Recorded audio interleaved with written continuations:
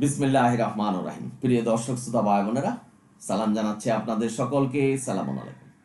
শুনছেন কিয়ম Quranic message YouTube channel. আজকের বিষয়, অনেকেই প্রশ্ন করেছেন যে নবীর দোয়া এবং বদদোয়া আল্লাহ মানতে বাধ্য কিনা। আমি তুলনামূলক কোরআন ভিত্তিক উত্তর দিচ্ছি। না ভাই, আল্লাহ কারো মুখাপেক্ষি নয়, কারো দোয়া মানতে আল্লাহ বাধ্য নয়। এমনকি সালামুন আলা মুহাম্মদের দোয়া মানতে আল্লাহ বাধ্য নয়। আল্লাহ যা ইচ্ছা করেন, যার দোয়া কবুল করার ইচ্ছা করেন, সেটাই কবুল হয়। আসুন এই ব্যাপারে আলোচনা করছি।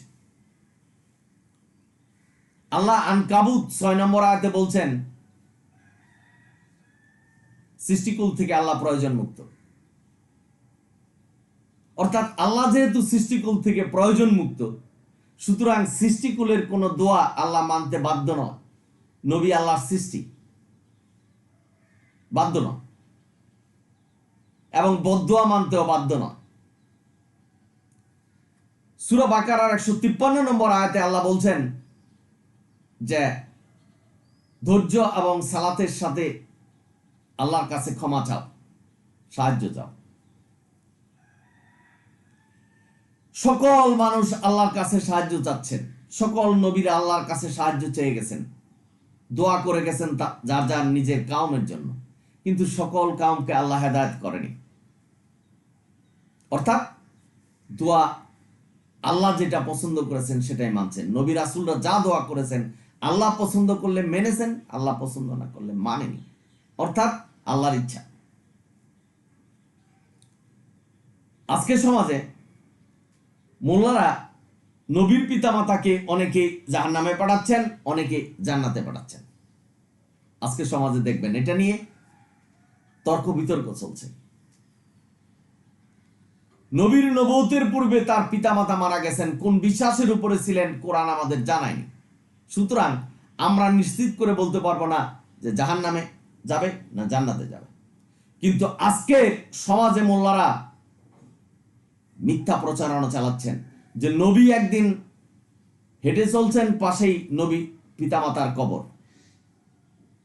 নবীর ইচ্ছা হয়েছে কবর জিয়ারত করবেন। আল্লাহ পূর্বে জানিয়েছেন যে তুমি তাদের জন্য দোয়া করতে পারবে না। শেষ পর্যন্ত কবর দেখার অনুমতি মিলল আল্লাহর কাছ থেকে, দোয়া করার অনুমতি মিলল না। অর্থাৎ মোল্লারা প্রমাণ করতে চেয়েছেন যে নবী দোয়া করলেই আল্লাহ কবুল করে নেবেন, যার জন্য আল্লাহ পূর্বে থেকে জানালেন যে তুমি দোয়া করো না। এটা তো ভাই একদিনের ঘটনা। রাস্তা দিয়ে হাঁটছেন, আল্লাহর কাছে মনে হলেন।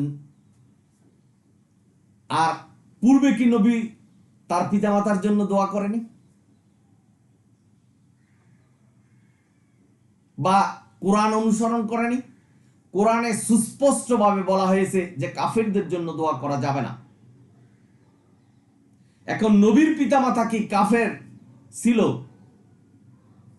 না কোন সত্য বিশ্বাসের উপরে ছিল আমরা তো জানি না।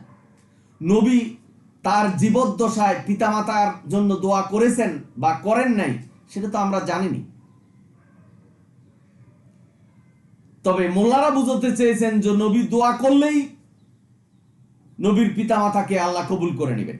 না, এমন কিছু নেই। আল্লাহর ইচ্ছা। নবী সকলের জন্য দোয়া করে গেছেন, তার কাউম। কে পাপ করেছে, কে পুণ্য করেছে নবী তো জানতেন না। সকলের জন্যই দোয়া করেছেন যে আমার কাউমকে ক্ষমা করে দাও। কিন্তু আল্লাহ কি সকলকে ক্ষমা করে দিবেন? নবীর পিছনে মুশরিকরা ছিল, জানতেন না নবী, কিন্তু আল্লাহ জানতেন যে তোমার পিছনে মুশরিক আছে।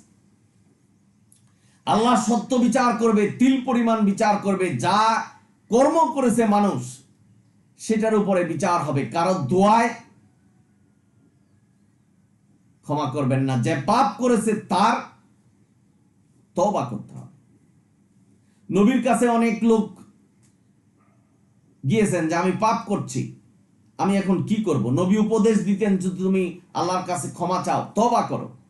নবী বলেনি যে আমার দোয়া আল্লাহ কবুল করবেন, আল্লাহ কবুল করতে বাধ্য, আমি দোয়া করে দিই তোমাদের জন্য, এই কথা বলেন। নবী যুদ্ধ করেছেন, অনেক যুদ্ধে অংশগ্রহণ করেছেন। এই যুদ্ধে অংশগ্রহণ করার পূর্বে তাবুতে সেজদা দিয়ে আল্লাহর কাছে বলতেন যে আমার সৈনিকদের, মুসলমানদেরকে মনোবল ঠিক রাখো, তাদেরকে শক্তি দাও, আমরা যেন যুদ্ধে জয়ী হতে পারি। দোয়া করেন নাই নবী?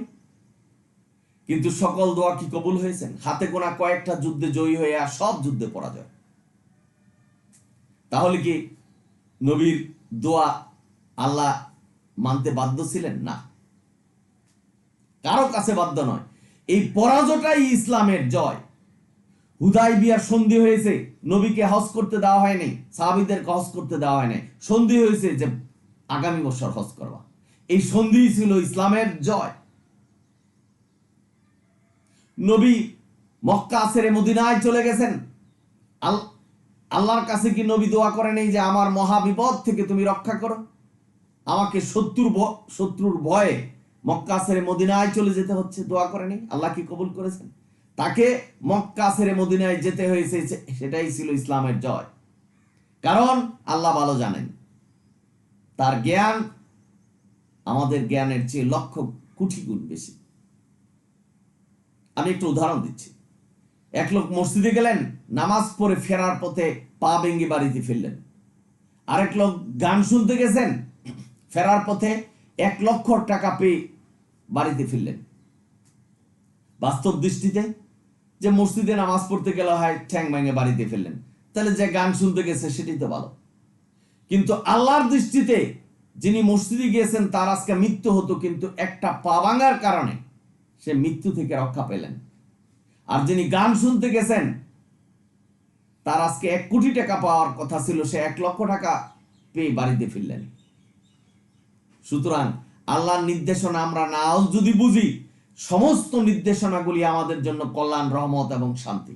এই কোরআন আমাদের জন্য কল্যাণ, রহমত এবং শান্তি। কিন্তু মানুষ এই কোরআন ছেড়ে চলে গেছেন মানব রচিত হাদিসে, বুখারী শরীফ, মুসলিম শরীফ, সিয়া সিত্তা যা হাদিস আছে মানব রচিত হাদিস অনুসরণ করছেন। এমন ভাবে বলছেন যে হাদিস না মানলে কাফের হয়ে যেতে হবে। দলে উপদলে বিভক্ত হয়েছেন, যেখানে আল্লাহ বলছেন যে কঠোর শাস্তির কথা বলছেন, যে কোরআনের রজ্জু যদি তোমরা ছেড়ে যাও, কোরআনের সীমানার মধ্যে যদি না থাকো, তোমাদের জন্য কঠোর শাস্তি উপস্থিত। কঠোর শাস্তির ঘোষণা দিলেন, তাও মানুষ দলে উপদলে বিভক্ত হচ্ছে। নবী কি তাদের জন্য দোয়া করেনি? আজকের যত মানুষ দেখেন সবাই নবীর কাম। এই ভিন্ন ধর্মাবলী যত মানুষ আছে সকলেই নবীর কাম, কিন্তু নবী দোয়া করে গেছেন যে যারা কোরআনের বাইরে আছে, যারা কোরআন মানছেন না, আল্লাহ তাদেরকে হেদায়েত করো। সবাইকে করছে।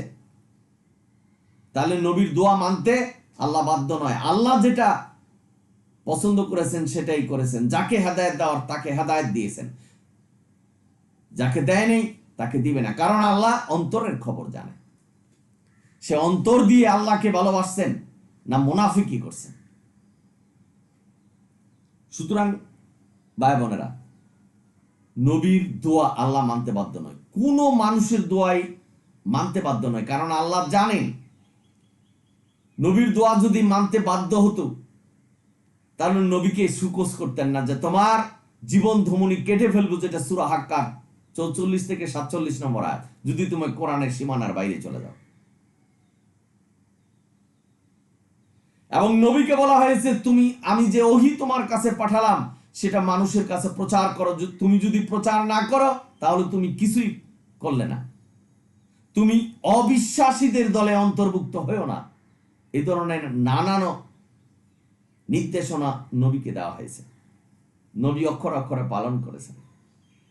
আজকের সমাজে মানুষ, মোল্লারা বলছেন যে নবী হুকুম বিধান দিয়েছেন আল্লাহর হুকুম বিধানের বাইরে। মিথ্যা কথা। কারণ নবী পুঙ্খানুভাবে কোরআন মেনে গেছেন। বিদায় হজে সকলকে বলেছেন যে কোরআনই ধরে রাখো।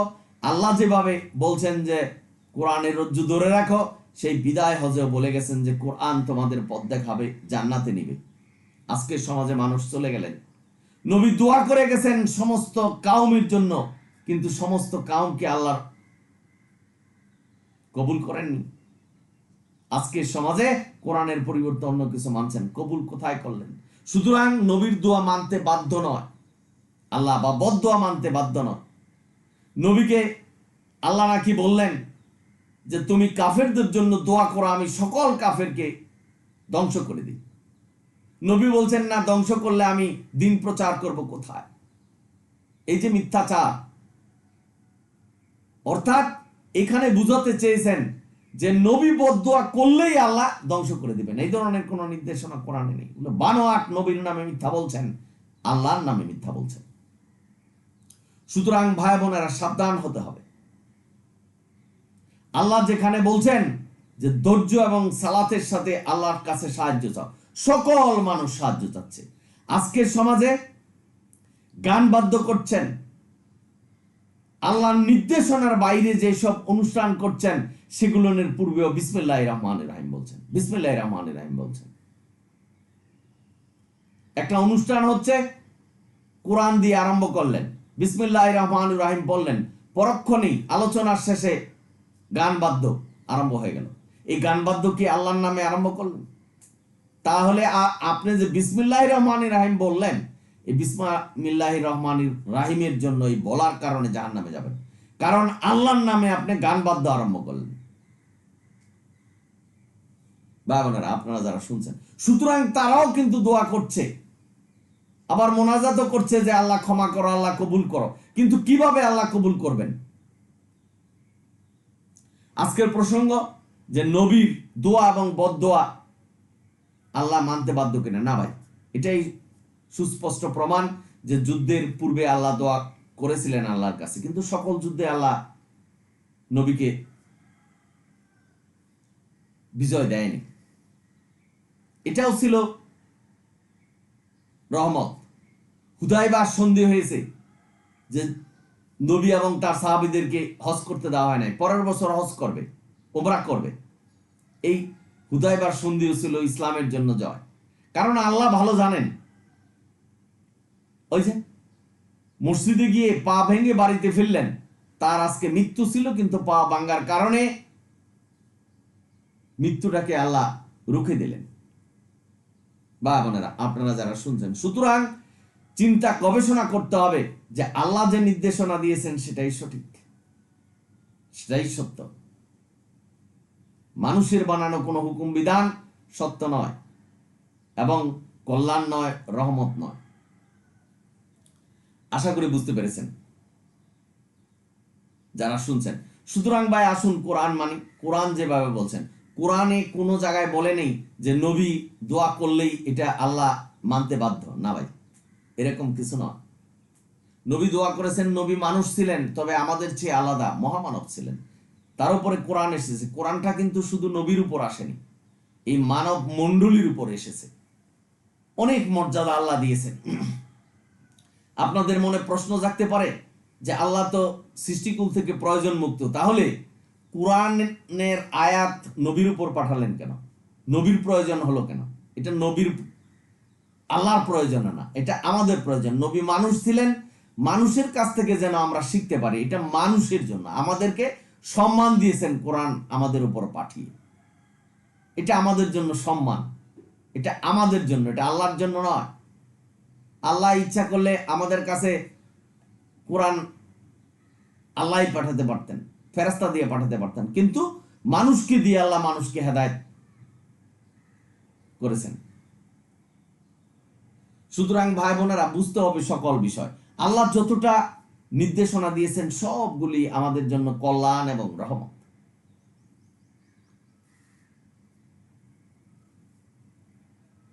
সুতরাং কোরআন যেটা বলছে সেটাই আমাদের ধর্মে। না জেনে কোনো কিছু বিশ্বাস করতে নেই। নবীর পিতামাতাকে জাহান্নামে জান্নাতে পাঠানোর এটা কি ওয়াজ, এটা কি আলোচনা? এটা আল্লাহ জানে ওনাকে কি করবেন, ওনার পিতামাতাকে কি করবেন। এটা নিয়ে ওয়াজ করা বা আপনি সিউরিটি কিভাবে দিলেন যে নবীর পিতামাতা জাহান্নামে যাবে আর নবীর পিতামাতা জান্নাতে যাবে? তাদের সম্পর্কে তো আমরা জানি না, কারণ নবীর নবুয়তের পূর্বে, কোরআন আসার আগেই তারা মৃত্যুবরণ করেছেন। সুতরাং আশা করি বুঝতে পেরেছেন ভাই বোনেরা। আপনারা সকলেই ভালো থাকুন, সুন্দর থাকুন এবং কোরআনের পথে থাকুন। কোরআনই মানতে হবে, এই বিশ্বাস যেন আপনাদের উপরে থাকে। এই দোয়া করছি আমি আল্লাহর কাছে, আমার জন্য একটু দোয়া করবেন। যদি ভিডিও ভালো লাগে সাবস্ক্রাইব এবং শেয়ার করবেন। অনিল হামদুলিল্লাহ রাব্বিল আলামিন। সালামুন আলাইকুম।